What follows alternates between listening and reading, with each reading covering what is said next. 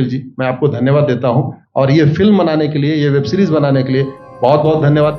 कहां का सत्यमेव जयते, कहां का सत्यमेव जयते, कहां का सत्यमेव जयते।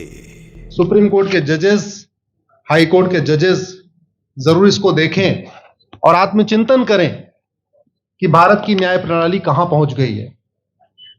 भारत में टोटल 5 करोड़ केसेस तो वो हैं जो district court, high court, supreme court में है। इसका मतलब 5 करोड़ परिवार न्याय की आशा में बैठा हुआ है।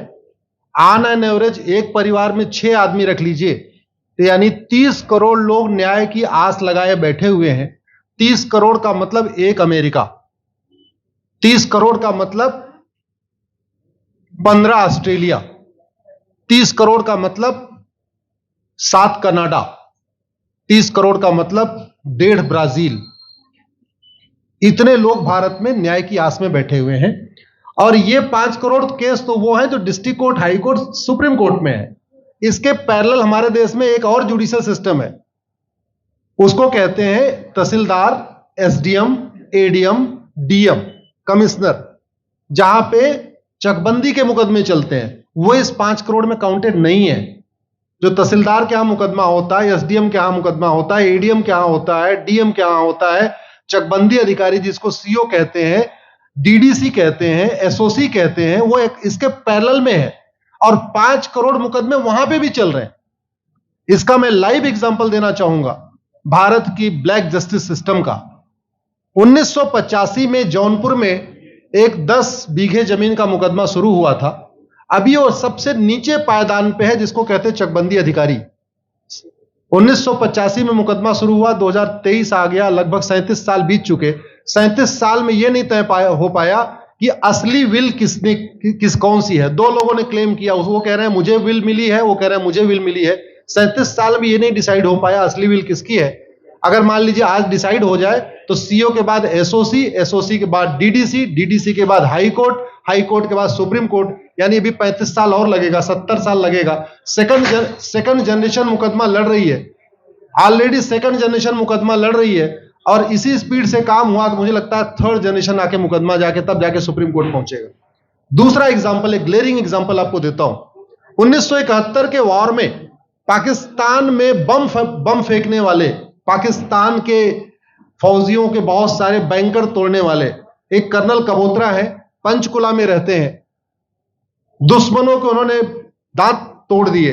आज 2000 से उनके मकान पे किसी ने कब्जा किया हुआ है। 2023 आ चुका है, 23 साल में वो अपने मकान को नहीं छुड़ा पाए।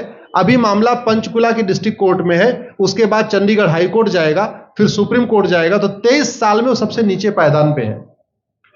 वास्तविकता यह है, अंग्रेज चले गए, अंग्रेजी कानून यहीं छोड़ गए, अंग्रेजी व्यवस्था यहीं छोड़ गए। यह व्यवस्था भारत में न्याय देने के लिए नहीं बनी थी। ये जो न्यायिक जुडिशियल सिस्टम था भारत में जो बनाया गया, वो केवल और केवल भारत को लूटने बांटने के लिए बनाया गया था। क्योंकि कानून वही चल रहा है, जुडिशियल सिस्टम वही चल रहा है, इवन हमारा ड्रेस भी वही चल रहा है। अंग्रेज काले कपड़े पहनते थे, हम भी काले कपड़े पहनते हैं। अंग्रेज जून के महीने में उनको गर्मी लगती थी तो 1 महीने छुट्टी करके इंग्लैंड चले जाते थे। आज भी हमारा हाई कोर्ट, सुप्रीम कोर्ट पूरे मई जून बंद रहता है। अंग्रेजों को क्रिसमस के टाइम में दिसंबर में छुट्टी मनाना जाना होता था, 1 महीने छुट्टी कर चले जाते थे।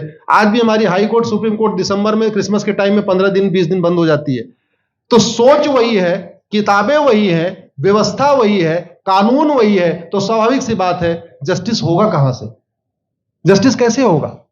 हम 2023 में 1860 का इंडियन पिनल कोड लेके घूम रहे, 1861 का पुलिस एक्ट लेके घूम रहे, गवाहों के बयान 1872 के कानून से हो रहे। हमने सब कुछ वर्ल्ड क्लास कर लिया, लेकिन अपने जस्टिस सिस्टम को कंपेयर करने की कोशिश ही नहीं किया। जितने में एक एयरपोर्ट बनता है, एक एयरपोर्ट बनाने में 25,000 करोड़ की लागत आती है। अगर हमारी सरकारों ने एक एयरपोर्ट की कीमत जुडिशियल सिस्टम पे खर्च कर दिया होता तो हमारी न्यायिक व्यवस्था अच्छी हो गई होती। आज घटिया, चूंकि अकाउंटेबिलिटी नहीं है, जुडिशियल सिस्टम में कोई अकाउंटेबिलिटी नहीं है। किसी के साथ न्याय हो जाए, अन्याय हो जाए, कोई फर्क नहीं पड़ता। निर्दोष को जेल हो जाए, जज की कोई अकाउंटेबिलिटी नहीं। दोषी को बेल हो जाए, जज की कोई अकाउंटेबिलिटी नहीं। लाखों लाख लोग जेल में सड़ रहे हैं, लाखों धोखेबाज भ्रष्टाचारी बाहर घूम रहे हैं, मूल कारण है ब्लैक जस्टिस सिस्टम। आपने बहुत अच्छा आपने इस पे वेब सीरीज बनाया है, और इस देश में world class airport, world class highway, world class shopping mall, सब कुछ वर्ल्ड क्लास बना लिया। इनफैक्ट अपना मोबाइल का डेटा सुरक्षित रखने के लिए हमारे सांसद, विधायक, जज आईफोन भी यूज करते हैं, अमेरिका का आईफोन यूज करते हैं, हमारा डेटा सुरक्षित हो जाए। लेकिन भारत सुरक्षित हो जाए उसके लिए यह नहीं देखते कि जापान में कौन सा कानून है, अमेरिका में कौन सा कानून है, सिंगापुर में क्या अच्छा चल रहा है। कनाडा में रेंट का मामला एक डेट में खत्म होता है। सिंगापुर में अभी कुछ दिन पहले एक व्यक्ति के पास 900 ग्राम गांजा पाया गया, उसको फांसी हुई है। दोबारा वहां ड्रग स्मगलिंग होगी क्या? तो भारत में चाहे वो ड्रग स्मगलिंग है, माफिया राज है, ह्यूमन ट्रैफिकिंग है, इन सब के लिए हमारा जस्टिस सिस्टम जिम्मेदार है। कोई भी अपराध होता है उसमें दो पक्ष होता है, एक पीड़ित, एक अपराध करने वाला। जो पीड़ित होता है वो चाहता है जल्दी उसको न्याय मिल जाए, अपराध करने वाला चाहता है मुकदमा लंबा चले। भारत का न्यायिक सिस्टम अपराध करने वाले के साथ खड़ा है। बलात्कारी चाहता है उसका मुकदमा 30 साल चले, और मुकदमा 30 साल चलता है। भू माफिया चाहता है कि गरीब की जमीन पे कब्जा कर ले, उसका मुकदमा 50 साल चले, और आज की डेट में मुकदमा 50 साल चल रहा है। इसका मतलब वर्तमान न्यायिक सिस्टम बलात्कारी के पक्ष में है, भू माफिया के पक्ष में है, ड्रग स्मगलर के पक्ष में है, ह्यूमन ट्रैफिकर के पक्ष में है, नक्सलियों के पक्ष में है, माओवादियों के पक्ष में है, जो लोग देश विरोधी काम कर रहे हैं उनके पक्ष में है। 40 साल 50 साल के बाद किसी व्यक्ति ने मिलावट करके लोगों का स्वास्थ्य खराब कर दिया, उसको 50 साल के बाद सजा हो रही है। इस बीच उसने कम से कम पता नहीं कितने लोगों का और भी कर दिया। तो ये जो जस्टिस सिस्टम होता है दवा की तरीके काम करता है। जैसे दवा अच्छी होती है बीमारी तुरंत ठीक हो जाती है, अगर दवा घटिया होती है तो बीमारी बढ़ जाती है। दवा खाने के बाद शरीर एज इट इज नहीं रहता, या तो बीमारी ठीक होती है या तो बीमारी बढ़ती है। अगर कोई आदमी एक गांव में किसी के साथ कुछ गलत कर दे, उसको 6 महीने के अंदर सजा हो जाए, साल भर के अंदर हो जाए, दूसरा अपराध वहां नहीं होगा। लेकिन अगर उस व्यक्ति को पनिशमेंट नहीं मिला तो स्वाभाविक सी बात है उसने उसको और मोटिवेट कर दिया। कहते नहीं ऐसे बुखार है, तुरंत 2 गोली खाइए बुखार ठीक हो गया, लेकिन अगर आपने दवा नहीं खाई या गलत दवा खा लिया तो टाइफाइड होगा या निमोनिया होगा। दुर्भाग्यवश ये हमारा जस्टिस सिस्टम यही कर रहा है। आज की डेट में जितनी समस्याएं हैं, चाहे वो घूसखोरी है, जमाखोरी है, मिलावटखोरी है, कालाबाजारी है, नशा तस्करी है, मानव तस्करी है, सोना तस्करी है, ड्रग स्मगलिंग है, या नक्सलवाद है, या माओवाद है, या कट्टरवाद है, जो भी समस्याएं हैं, उसका एक बहुत बड़ा कारण यह है कि हमारा जस्टिस सिस्टम उसको टैकल नहीं कर पा रहा है, उसको पकड़ नहीं पा रहा है, और इसीलिए भारत में अराजकता है। मैं तो इतने जानता हूं, ऐसी कोई बीमारी नहीं जिसकी कोई दवाई नहीं, ऐसी कोई समस्या नहीं जिसका कोई समाधान नहीं। हम हर चीज के लिए बाहर से चीजें खरीदते हैं, तो हम ये क्यों नहीं देख रहे हैं कि आखिर चाइना का जस्टिस सिस्टम कैसा है, सिंगापुर का कैसा है, कनाडा का कैसा है, फ्रांस का कैसा है, और अमेरिका का कैसा है। हम क्यों नहीं बेस्ट प्रैक्टिसेस उनकी अडॉप्ट कर लेते। दुनिया के कई देशों ने नार्को पॉलीग्राफ ब्रेन मैपिंग कानून बना दिया। मेरी बहन दीपिका नारायण बैठी हुई है, ये लगातार फॉल्स केसेस के खिलाफ, इनको मैं देखता रहता हूं, एक्टिव रहती है। एक कानून बन जाए नार्को पॉलीग्राफ ब्रेन मैपिंग, और कंप्लेन पे अंडरटेकिंग ले लिया जाए कि जो कुछ मैं शिकायत कर रहा हूं इसके लिए मैं अपना नार्को पॉलीग्राफ ब्रेन मैपिंग कराने के लिए तैयार हूं, हजारों की संख्या में फेक केसेस खुद ही खत्म हो जाएंगे। आज की डेट में लोग जुडिशरी की लापरवाही के साथ साथ फर्जी केस से परेशान है, फर्जी गवाही से परेशान है, फर्जी एफआईआर से परेशान है, हजारों परिवार परेशान है। कई बार देखा गया कि जो फैमिली के केसेस होते हैं उसमें कितने सारे फेक केसेस भी आ रहे हैं। तो जो वास्तव में दोषी हैं उनको पनिशमेंट नहीं मिल पा रहा है, जो निर्दोष हैं उनके खिलाफ फर्जी केसेस हो रहे हैं। आज की डेट में गांव में एक दबंग अगर जमीन कब्जा कर लेता है, किसी की हिम्मत नहीं पड़ती उसके खिलाफ कोई गवाही दे दे। लोगों को अपनी जमीन छुड़ाने में 30-30 साल लड़ना पड़ रहा है, 35 साल लड़ना पड़ रहा है। अगर 30 साल 35 साल के बाद कक्कड़ जी उसको अपनी जमीन मिल भी गई तो उसके साथ न्याय कहां हुआ?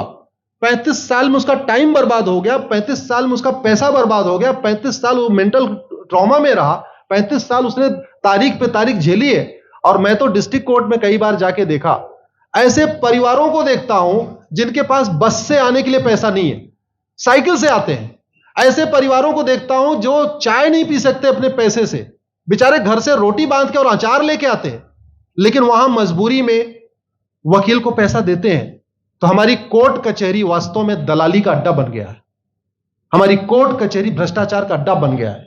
और मैं दुख के साथ कहना चाहूंगा, अदालतों में न्याय हो नहीं रहा है, बल्कि न्याय बिक रहा है।